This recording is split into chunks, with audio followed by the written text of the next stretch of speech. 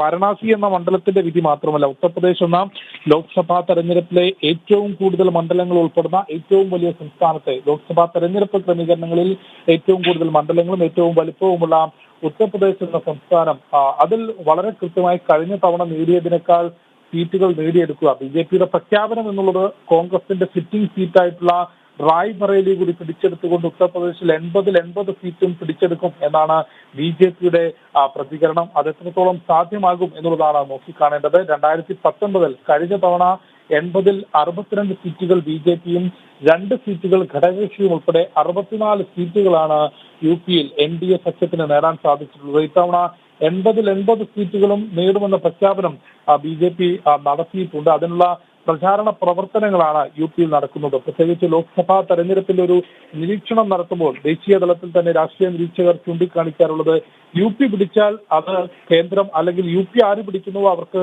കേന്ദ്രത്തിലേക്ക് എത്താൻ സാധിക്കുമെന്നൊരു നിരീക്ഷണം ദേശീയ രാഷ്ട്രീയത്തിൽ നടത്താറുണ്ട്. അതുകൊണ്ട് തന്നെ ബി.ജെ.പി തവണ 80 സീറ്റും ഉത്തർപ്രദേശിൽ പിടിക്കുമെന്ന പ്രഖ്യാപനം നടത്തിക്കൊണ്ടാണ് പ്രചാരണം മുൻപോട്ട് പോകുന്നത്. ആ പ്രചാരണത്തിന് വലിയ ഘടകം, അല്ലെങ്കിൽ അതിനൊരു വലിയ മുന്നേറ്റം ഉണ്ടാക്കാൻ പ്രധാനമന്ത്രി നരേന്ദ്രമോദിയുടെ വാരണാസിയിലെ ഇന്നത്തെ റോഡ് ഷോയ്ക്ക് കാരണമാകും എന്ന കാര്യത്തിലും നമുക്ക് യാതൊരു സംശയമില്ല. ഒപ്പം ഉത്തർപ്രദേശിനപ്പുറത്തേക്ക് മധ്യപ്രദേശ്, ഗുജറാത്ത്, മഹാരാഷ്ട്ര, ഛത്തീസ്ഗഡ്, രാജസ്ഥാൻ തുടങ്ങിയിട്ടുള്ള സംസ്ഥാനങ്ങൾ ഹിന്ദി ഹൃദയഭൂമിക, അല്ലെങ്കിൽ രാജ്യത്തിന്റെ ഉത്തരേന്ത്യൻ സംസ്ഥാനങ്ങൾ എന്ന് വിശേഷിപ്പിക്കാവുന്ന ആ ബെൽറ്റിൽ കഴിഞ്ഞ തവണ തന്നെ പരമാവധി സീറ്റുകൾ, ഗുജറാത്തിലെ മുഴുവൻ സീറ്റുകൾ, ഹരിയാനയിലെ സീറ്റുകൾ, ഹിമാചൽ പ്രദേശിലെ 4 സീറ്റുകൾ, പിന്നീട് അവിടെ ഒരു ബൈ ഇലക്ഷനിൽ മാണ്ഡ്യ മണ്ഡലം മാത്രം ബി.ജെ.പിക്ക് കൈവിട്ടെങ്കിലും ഹിമാചൽ പ്രദേശിലെ 4-ൽ 3 മണ്ഡലങ്ങൾ, ഉത്തരാഖണ്ഡിലെ മുഴുവൻ സംസ്ഥാനങ്ങൾ, അവിടങ്ങളിലെല്ലാം തന്നെ പരമാവധി തെരഞ്ഞെടുപ്പിനെ നോക്കിക്കാണുന്നത്. പ്രത്യേകിച്ചും നമുക്കറിയാം എൻ.ഡി.എക്ക് അനുകൂലമായൊരു ട്രെൻഡ് രൂപപ്പെടുന്ന ഒരു സാഹചര്യം തന്നെയാണ് ഉള്ളത്. ഉത്തർപ്രദേശിൽ നിന്നും ഇപ്പോൾ ഗൗതം കൂടി ചേർന്നുണ്ട്. ഗൗതം, വളരെയധികം ആവശ്യത്തോടു കൂടി പ്രധാന സേവകന്റെ റോഡ് ഷോ പുരോഗമിക്കുകയാണ്. വളരെയധികം ശ്രദ്ധേയമായ കാര്യം നേരത്തെ സൂചിപ്പിച്ചതുപോലെ തന്നെ വനിതകളുടെ പ്രാധാന്യം, ഒപ്പം തന്നെ ഇരുവശങ്ങളിലുമായി പ്രധാന സേവകനെ സ്വീകരിക്കുന്ന ജനങ്ങൾ അത് വളരെയധികം ആവശ്യത്തോടെ സ്വീകരിക്കുന്നത് ഉണ്ട്. അതിലേറെ ശ്രദ്ധേയമെന്ന് പറയുന്നതും വിദ്യാർത്ഥികൾ ഉൾപ്പെടെയുള്ളവർ ഈ ഒരു പ്രധാന സേവകനെ സ്വീകരിക്കാൻ എത്തിച്ചേരുന്നു എന്നുള്ളൊരു കാര്യം തന്നെയല്ലേ? ഇപ്പോൾ ഈ റോഡ് ഷോ ഏതാണ്ട് 1 കിലോമീറ്റർ പിന്നിടുന്നതേ ഉള്ളൂ. നമുക്ക് ദൃശ്യങ്ങളിൽ കാണാം കാശി പാതയുടെ ഇരുവശങ്ങളിലും ജനലക്ഷങ്ങൾ അണിനിരന്നിരിക്കുകയാണ്. ഈ ഒരു റോഡ് ഷോയുടെ ഭാഗമായി 5 ലക്ഷത്തോളം ആളുകൾ ഈ റോഡ് ഷോയുടെ ഭാഗമാകും എന്നാണ് ബി.ജെ.പി നേതൃത്വം രാവിലെ വിശദീകരിച്ചത്.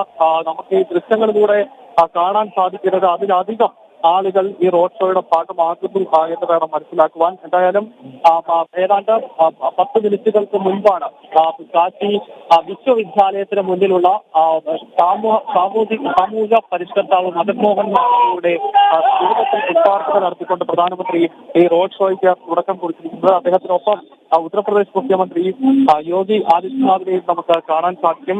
നമുക്കറിയാം വാരണാസി ലോക്സഭാ മണ്ഡലത്തിന്റെ ചരിത്രം പരിശോധിക്കുമ്പോൾ ബി.ജെ.പിക്ക് വലിയ സ്വാധീനമുള്ള, അല്ലെങ്കിൽ ഹിന്ദുത്വ രാഷ്ട്രീയത്തിന് ആഴത്തിൽ വേരുകളുള്ള ഒരു മണ്ഡലമാണ്. പക്ഷേ പ്രധാനമന്ത്രി എത്തുന്നതിന് മുൻപ് വാരണാസിയിൽ ബി.ജെ.പി വിജയിച്ചിട്ടുണ്ടെങ്കിലും ഇത്രത്തോളം വലിയ ഒരു ഭൂരിപക്ഷമോ അല്ലെങ്കിൽ ഇത്രത്തോളം വലിയ സംഘടനാ സംവിധാനമോ ബി.ജെ.പിക്ക് അന്ന് ഉണ്ടായിരുന്നില്ല. തുടക്കത്തിൽ ഈ മണ്ഡലം രൂപപ്പെടുന്ന 1952 മുതലുള്ള ചരിത്രം നോക്കുമ്പോൾ കോൺഗ്രസ് ആണ് അവിടെ വിജയിച്ചത്. പിന്നീട് ജനതാ പാർട്ടിയും എന്തിന് CPIM പോലും ഇന്ന് ദേശീയ രാഷ്ട്രീയത്തിൽ ക്ഷയിച്ചുപോയ, അല്ലെങ്കിൽ കേരളത്തിൽ മാത്രമായി ചുരുങ്ങിപ്പോയ CPM പോലും ഒരിക്കൽ വാരണാസി ലോക്സഭാ മണ്ഡലത്തിൽ വിജയിച്ച ഒരു ചരിത്രം മുൻകൂട്ട്. പക്ഷേ ഇപ്പോൾ ഇതൊരു ഹിന്ദുത്വ രാഷ്ട്രീയത്തിന്റെ ഒരു പ്രതീകമായി ഭാരതത്തിന്റെ ആത്മീയ തലസ്ഥാനമായി കാശി മാറിയിരിക്കുന്നു. ഈ ഒരു ഘട്ടത്തിലാണ് പ്രധാനമന്ത്രി ഈ മണ്ഡലത്തിൽ നിന്നും ജനവിധി തേടുന്നത്.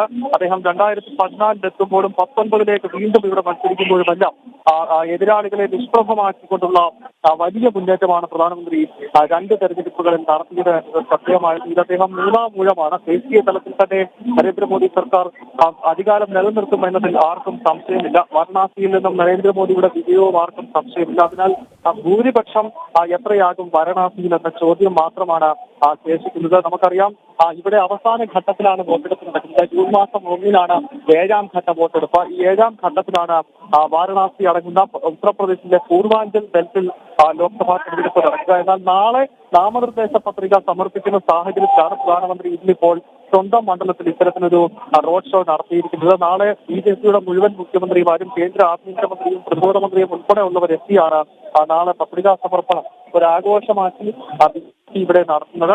ഉത്തർപ്രദേശിലെ നിലവിലെ സാഹചര്യം പരിശോധിക്കുകയാണെങ്കിൽ കഴിഞ്ഞ 2 ലോക്സഭാ തെരഞ്ഞെടുപ്പുകളിലും ബിജെപിക്ക് ദേശീയ തലത്തിൽ വൻ ഭൂരിപക്ഷം ലഭിക്കാൻ വഴിവെച്ചത് UP-യിൽ ബിജെപി നടത്തിയിട്ടുള്ള മുന്നേറ്റമാണ് എന്ന കാര്യത്തിൽ യാതൊരു സംശയമില്ല. 2014 80 ലോക്സഭാ മണ്ഡലമുള്ള ഉത്തർപ്രദേശിൽ 74 സീറ്റുകളാണെന്ന് ബിജെപി നേടിയത്. 72 സീറ്റുകൾ ബിജെപിയും 2 സീറ്റ് സഖ്യകക്ഷിയായ അപ്നാദളും നേടി. 2019 എത്തുമ്പോൾ 64 സീറ്റുകൾ ബിജെപി ഉത്തർപ്രദേശിൽ വിജയിക്കുന്ന ഒരു സാഹചര്യം ഉണ്ടായിരുന്നു. ഈ തവണ 70 മുതൽ 75 സീറ്റ് വരെ ബിജെപി വിജയിക്കുമെന്നാണ് പാർട്ടി നൽകുന്ന കണക്ക്. ഗ്രൗണ്ട് റിപ്പോർട്ട് അതാണ്. കാരണം രാമക്ഷേത്രത്തിന്റെ പ്രാണപ്രതിഷ്ഠയ്ക്ക് ശേഷം നടക്കുന്ന തെരഞ്ഞെടുപ്പാണ്. നമുക്കറിയാം ശ്രീരാമ ജന്മഭൂമിയായ അയോധ്യ സ്ഥിതി ചെയ്യുന്നത് ഉത്തർപ്രദേശിന്റെ ഹൃദയഭാഗത്താണ്, അവധ് റീജിയണിലാണ്. അതിനാൽ UP-യിലാണ് രാമക്ഷേത്രവുമായി ബന്ധപ്പെട്ട ഏറ്റവും വലിയ തരംഗം രൂപപ്പെടാൻ പോകുന്നത്. രാമക്ഷേത്രത്തിന്റെ പ്രാണപ്രതിഷ്ഠ നടന്നിട്ട് 2 മാസങ്ങൾ മാത്രമേ ആകുന്നുള്ളൂ. അതിനുശേഷം നടക്കുന്ന ആദ്യ പൊതു തെരഞ്ഞെടുപ്പിൽ സ്വാഭാവികമായും ഹിന്ദുത്വ വികാരം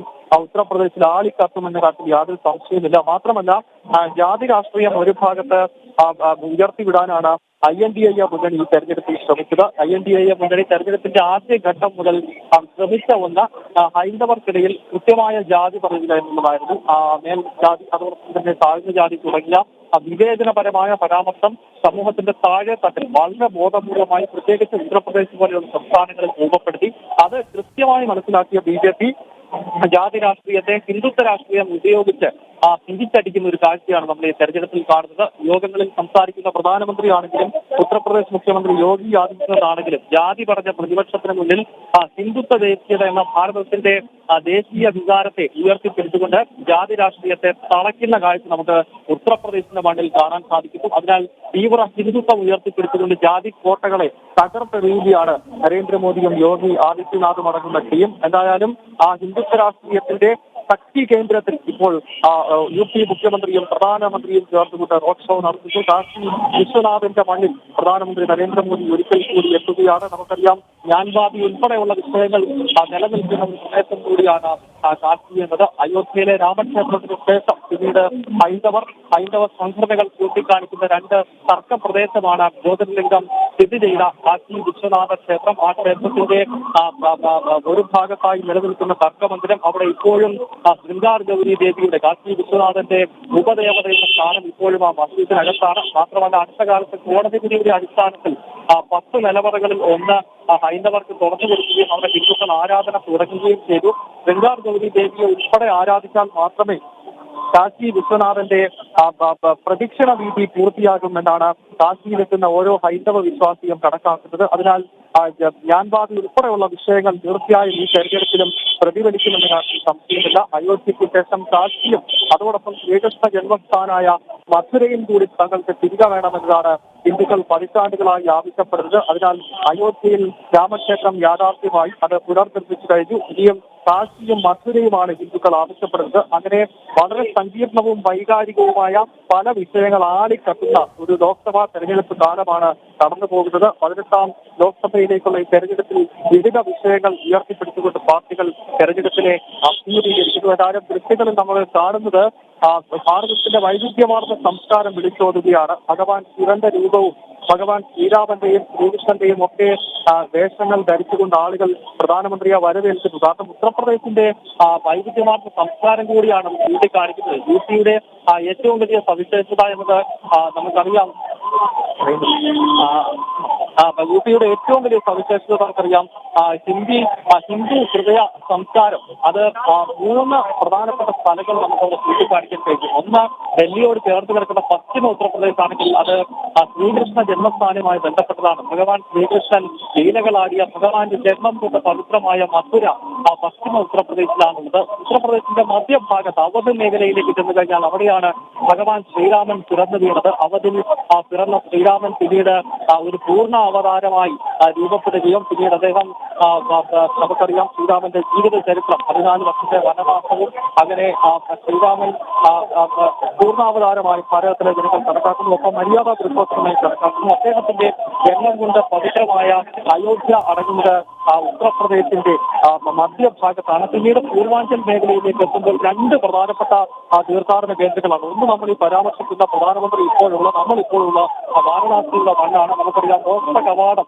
എന്നാണ് വാരണാസിയെ വിശേഷിപ്പിക്കുന്നത്. ആ മോക്ഷ കവാടത്തിന് പല സവിശേഷതകളുണ്ട്. ജ്യോതിർലിംഗം സ്ഥിതി ചെയ്യുന്ന കാശി വിശ്വനാഥന്റെ ക്ഷേത്രം നിലനിൽക്കുന്ന ഗംഗാ നദിയുടെ തീരത്തുള്ള പവിത്രമായ പട്ടണമാണ്. ലോകത്തിലെ തന്നെ ഏറ്റവും പഴക്കം ചെന്ന പട്ടണം എന്നാണ് കാശിയെ പൊതുവെ വിശേഷിപ്പിക്കുന്നത്. അങ്ങനെ കാശിയും അതോടൊപ്പം തന്നെ അയോധ്യയും മധുരയും ഒക്കെ അടങ്ങുന്ന മണ്ണാണ് ഉത്തർപ്രദേശ് എന്നത് ഏറെ സവിശേഷതകളുള്ള ഒരു ഘടകമാണ്. അതുതന്നെയാണ് ഈ തെരഞ്ഞെടുപ്പിലും BJP ഹിന്ദുത്വ ദേശീയത ഉത്തർപ്രദേശിൽ ഏറ്റവും ഗംഭീരമായി ഉയർത്തി കാണിക്കുന്നത് അത് തന്നെയാണ്.